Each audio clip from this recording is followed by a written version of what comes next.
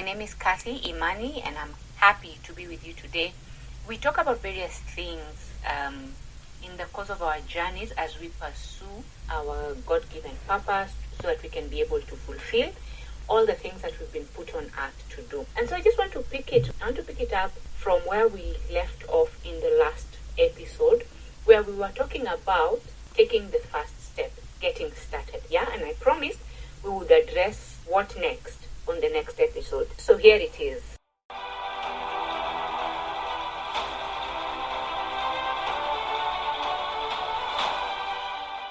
We're going to be talking based on the scripture, Isaiah chapter 43, verse 18 to 19. It says, "Remember not the former things, nor consider the things of old." Verse 19, "Behold, I am doing a new thing. Now it springs forth. Do you not perceive it?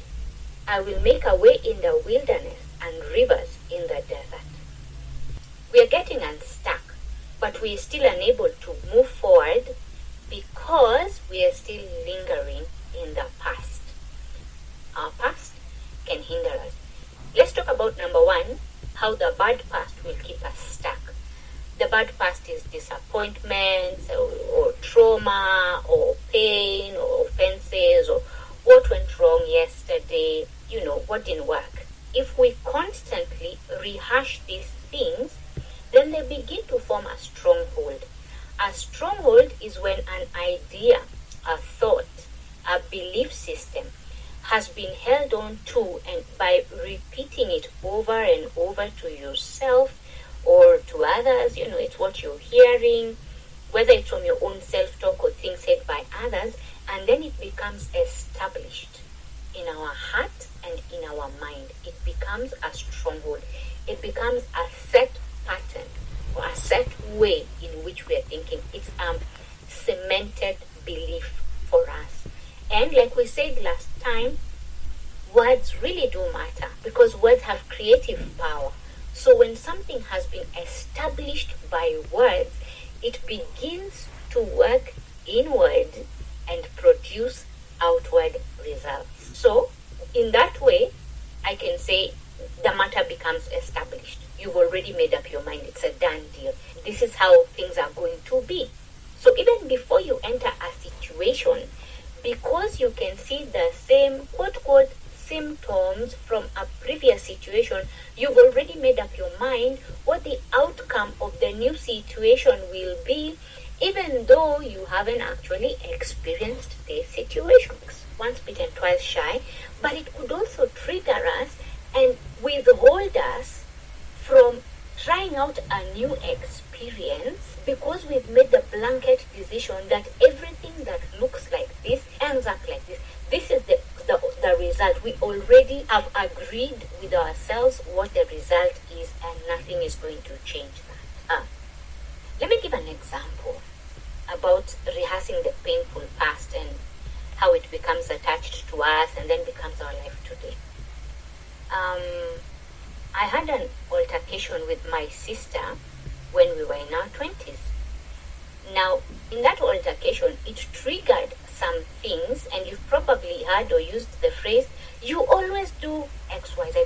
You always bring this up. You always..." Since, let me just say, I've grown up a little. Well, I'm hoping it's quite a bit. But I've learned to use the words never and always rather sparingly, because it's not true. If you say you always do, you always act like, it's actually not true. It's not always. Sometimes they're not with you, or sometimes they don't do that. If you say you never do, sometimes they did it before. They're just not doing it now. And so it becomes a lie. And when it's a lie, we've kind of like made a false accusation. So, my sister and I have this altercation. And then I remember something that she did when I was like 10. So, remember now, we're in our 20s. So that's already a decade plus ago. And I just went on a tirade. And the words just poured out, and I said some mean things and some hurtful things about the things from that situation. and how she's always this and she's always that. And my sister was quiet, and my sister was not a quiet person. She was quite the extrovert, but she went quiet.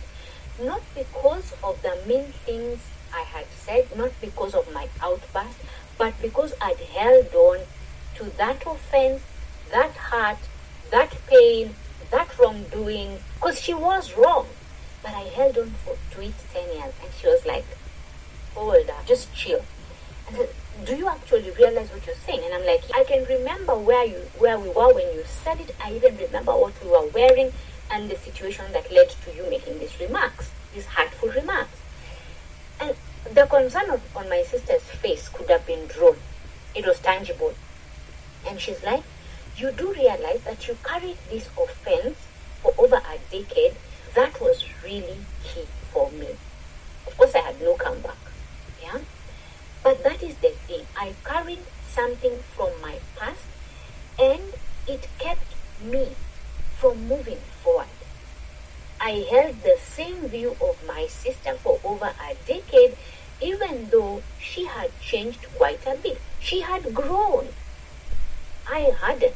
There was a place I was stuck in the past. And so, I was the abuser of me. I'll say it again. I was the abuser of me. When we hold on to pain, to hurts, to offenses, to disappointments, we end up being the ones abusing ourselves and not even the offender in the first place. So it's good to forgive quickly. That is letting go. That is moving forward. Forgiving quickly. And we are not forgiving for them. It's now for us. The only way to move forward is to let go of that past. And you heard it said before, forgiveness doesn't mean they are right. It just means I am free. When I'm free, I can grow. I can dream again. I can love again. I can be loved again. I can receive again. I can see things differently again. I can have joy again. So when we hold on to things from a painful past, it becomes our present when it really should have remained in the past. We should have learned the lessons, taken whatever it was that would have made us better, made us stronger, made us wiser, made us more compassionate, made us more prudent, whatever it is the lesson would have been. Take the lesson, move on. When we let those things latch on to us, we are now carrying the baggage of the old season to the new places that we are being called to go and occupy, to go and conquer. You're carrying the results of the old fight into the place of the new victory. They are mutually incompatible. I'll tell you a story about this guy. He had come from a disadvantaged background, so he knew what it was early on in life to work hard, living from hand to mouth. So this was this guy's life for many of his years. But he grew up and he got a girl and she became his wife. She was a good fit. You know, he's putting in the work, he's diligent and he's determined so that they can break out and, you know, be able to afford the things that they really want, be able to rise up to go and occupy that place that, you know, has now become their dream home. Finally, it happened. The movers come and they are, you know, excited to move out of this small place, this place of containment. They're happy to be moving out to this upmarket, affluent neighborhood. But then the truck driver, when he comes to pick up the things, he's looking at the furniture and he's looking at the address. You know, the current address and the furniture are a match. But the furniture and the location that they're supposed to be transporting the furniture to, something is not, it's not sitting right. And so he just gathers some courage and he begins, he walks up to them and he asks, excuse me, sir, madam, do you mind if I ask you something? And so they indulge him. And he's like, where did you say we are moving these things to again? And so they repeat the name of the upmarket estate. And he's like, you're aware that you're moving old worn out seats and in the dilapidated stove and your roaches and your rats from this neighborhood to the upmarket place.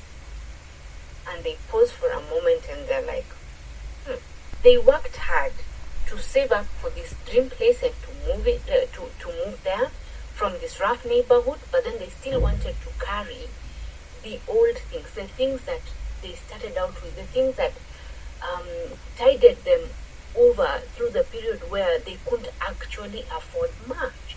But it wasn't going to line up with the posh homes, it wasn't just going to work. Instead of looking at and perceiving means beginning to see whether they are appearing visually or not. You begin to conceptualize that idea. The idea is forming in your mind. The idea that you can break out of this place. The idea that you don't have to have this limitation anymore, that there is more and you can go for it, you can reach for it. And then now you begin to apply yourself to that idea, because now your perception is growing. You're actually beginning to have sometimes a very small, faint flicker of hope that your idea, that imagination, can actually become something tangible.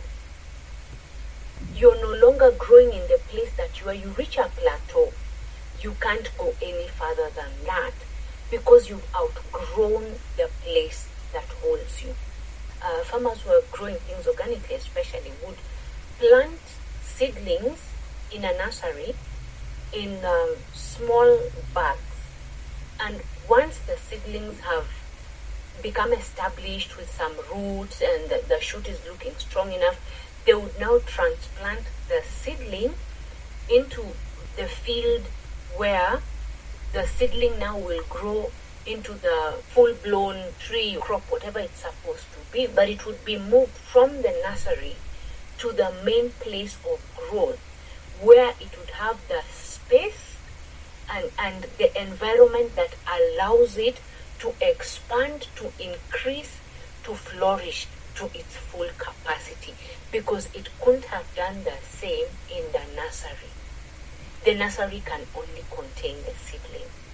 Once it gets to a certain size, a certain level of development, it can no longer fit there. So is the nursery a good place? By all means. It's a place of nurturing. It's a place where the seed is safe. It's a place where the seed gets nourished so that it can grow and it begins to take a form of its own, take up its shape. It begins to come alive and exhibit its individual properties. It's beginning to show, this is who I am. Take a life of its own. It cannot grow and develop to its full size in the seedling. It's going to need to be transitioned out to the place where there is space for it to go to full stature.